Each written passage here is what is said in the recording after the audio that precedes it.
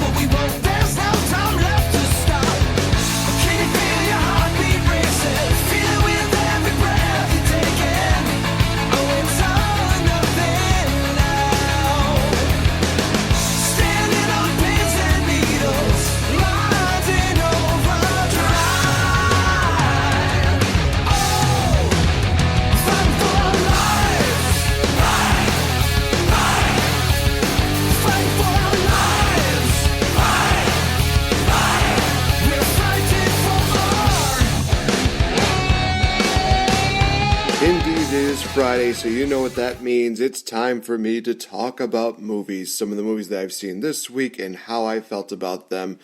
It is indeed back, of course, a proud production of ER Network, Elite Ringside Network. As always, you guys, you can give us a like on Facebook, facebook.com/ER Network 24/7, which is also our Twitter handle. How convenient for us. So, as you may have already listened to the podcast that myself and Victory Bell already had, we talked about Beauty and the Beast, and honestly, if you haven't, go check it out. Basically, I forgot to give my final thoughts on it and the star rating. I definitely gave it a 5 stars out of 5 because it was really, really good. I would recommend it, and it's already surpassed the original's box office record by leaps and bounds. Now we can move on to some of the more smaller, subtle, not as good as Beauty and the Beast movies, but you know what? They at least gave it a shot. So let's start off with the movie. Oh, that's right. We're starting off with Neighbors 2. So basically, for those of you that don't know what this was basically all about, Neighbors 2 is basically, Neighbors 2 Sorority Rising. This is basically the sequel from the first Neighbors, where they had to deal with a fraternity. It featured guys like Dave Franco, Zac Efron, Ike Barinholtz, Lisa Kudrow, Seth Rogen, as well as Rose Bryce. A lot of very interesting actresses. This time around, they're dealing with sorority. Yeah,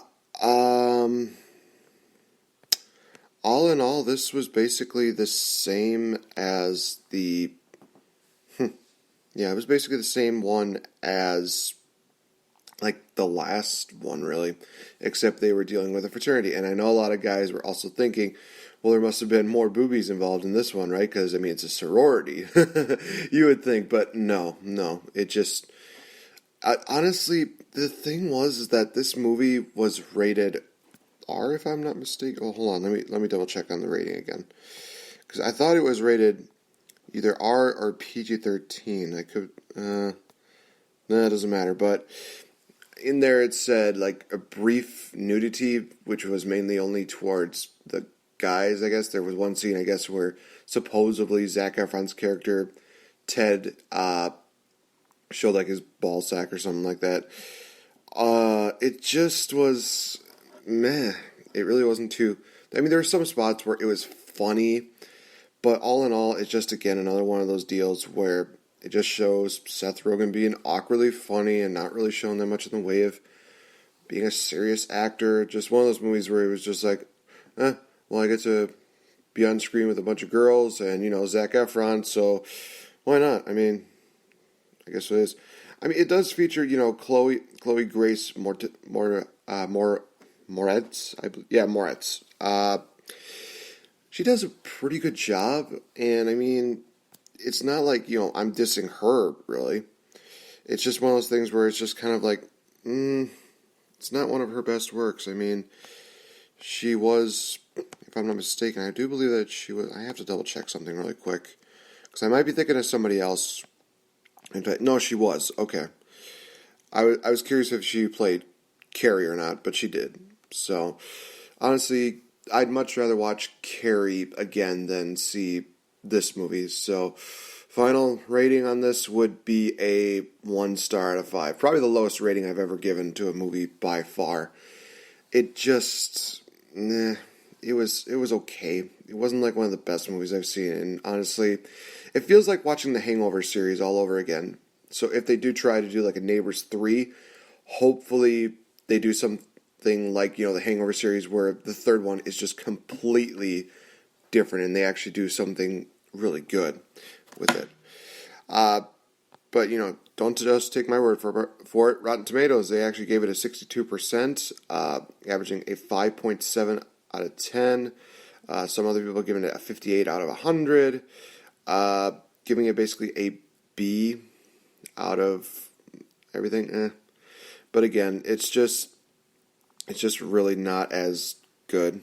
So, moving on from that horror to, this will be very interesting. The movie The Visit. Another production made by the genius known as M. Night Shyamalan. I thought that this movie was okay. I mean, it's not exactly one of those movies that I look at and think to myself, oh, it was really good. I really loved it. Rotten Tomatoes gave it a 64%. Metacritic gave it 55 out of 100. Cinema Score gave it a B-.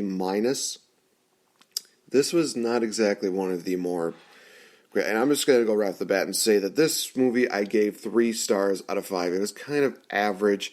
And it has a good rating just because it's M. Night Shyamalan. And he's a really good director. I mean, comparing this to the movie Split that he did earlier this year that I reviewed, it just doesn't hold a candlestick, really. It's just really, it's okay, but one of the main issues that I had with this was the fact that they did the whole first-person camera perspective. I mean, basically, the kids are doing like a documentary for one of their school projects. Okay, do you really have to do everything with the cameras? And it's just really weird. I mean, there were a lot of really good spots where I thought that it definitely brought in the creepy factor, like the grandmother trying to see if, the girl would be able to fit into the oven. I honestly thought this was going to be almost like a Hansel and Gretel type deal, but no, it went in a completely different direction. There were some spots where I was like, oh wow, they really just know how to, step the bar up as far as like a horror movie goes. But all in all, it was not exactly the best movie that I've really seen. I mean, this was probably a good like step ladder to what would eventually become the success, that being Split. But this was just not, this would be like lower on the rungs, really. It just was not as good as people really probably give it credit. Or should give it credit, really. It was okay. It wasn't really like one of my favorites. Okay, well, here's another interesting one. Let's go on to Doctor Strange. And no, I'm not talking about the live action one. I'm talking about an animated feature created by Marvel. And this, again, does prove the point that Victory Bell made a few months ago, I want to say, because we talked about this in our DC versus Marvel debate, that when it comes down to it, DC knows exactly how to create great animated features. And it definitely shows that Marvel is still not quite on the same level. And I definitely do agree. There are some spots in here that just really looked kind of weird. It kind of felt like, where there's that cheesy video game where they don't even put the time to make the lips and the mouths just, match the voice acting in a way. But I thought that the story itself was actually pretty good. It definitely just talked a lot about why Doctor Strange, decided to be a doctor. His early encounters with some of the dark creatures before finally becoming the man himself, Doctor Strange. It even features Mordo actually turning to the side of Dormammu, which was very interesting, honestly, to say the least. I was not expecting them to really just go right into the action right away. I mean, as far as this goes compared to the live action one, you definitely see a lot more action between Dormammu and Doctor Strange, like in the live action deal where they just did the whole repetitive deal where Doctor Strange kept getting killed and then kept coming back and then killed again and then coming back and then killed again. But I figure that they're probably going to wait until maybe a little later on to have Doctor Strange take on Dormammu, which I totally respect. That's totally fine. But this movie itself was, the Doctor Strange animated feature, I should say, was pretty good to say the least. But I think it's just one of those movies where it's just like, it kind of gives another perspective on Doctor Strange. So, all in all, I give this, again, another 3 out of 5.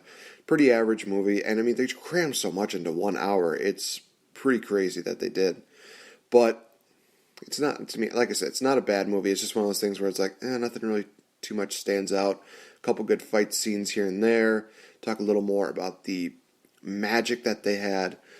And I think they definitely gave like Wong and the Ancient One a little more bit of comedy to them. I mean, back in the live action one, Wong didn't really talk too much or even laugh too much until like the very end. So, all in all, like I said, comparing this to the live action deal still is leaps and bounds ahead. So, not exactly, one of the best movies I've seen depicting Doctor Strange, but it's not the worst. I mean, I've seen a lot worse through this year. The next one that we have is, okay, well, this will be very interesting. The movie, I have to get the name right. Why is it? There we go. Miss Peregrine's Home for Peculiar Children. Definitely one of those movies that I was not expecting really to pique my interest, but it actually did, in all honesty. It really talks about a boy by the name of Jake whose grandfather dies, and apparently his grandfather was holding on to this secret, which turns out was that he would be a member of the Peculiars. Now, very interesting way of classifying people who have either superpowers or some kind of special traits about them. A couple of them one was able to basically defy gravity. She was able to just be as light as a feather. Another person was able to control heat and fire. No, this little girl was just super strong. Oh my gosh, I mean, there was a lot going on here. Eva Green stars as Miss Peregrines, and she does a pretty good job. She kind of gives me this Mary Poppins kind of feel to it, but a lot more strict, which, it's very interesting to see.